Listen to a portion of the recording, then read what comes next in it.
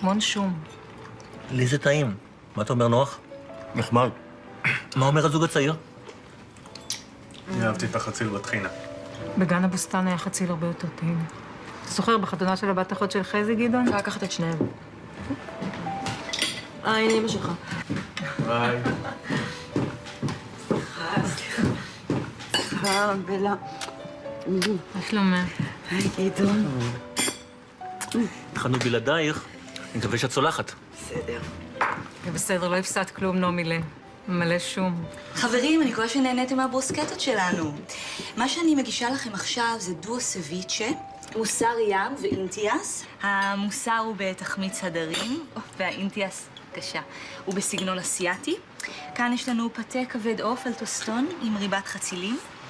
וכמובן, אחרון חביב, הגספצ'ו סלק המדהים שלנו.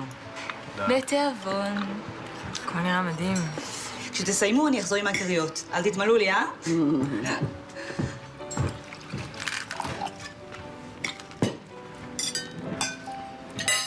מה את חושבת, אמא? הברוסקטה לא אהבתי, אבל הגספצ'ו האנטיאס הזה, חבל על הזמן, לא? זה סביצ'ה, אמא. הגספצ'ו זה הסלק. מה את חושבת, נעמי? נחמד. יכולה להגיד את האמת, זה בסדר, אמא. נחמד, זה לא מתאים לבופה. לא, זה לא לבופה, זה לדוכנים של האפריטיף. דוכנים? זה לא לפארק. נעמי. היי, אמא. אנחנו קבענו שיהיה דוכנים, זה הכל. הילדים רוצים דוכנים, בואי נזרום איתם. נזרום? מתי אתה זורם? מה, אתה נחל?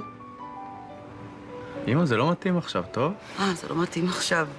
מתנצלת. בטח שזה לא מתאים. לאן את הולכת? אני זורמת. לשירותים.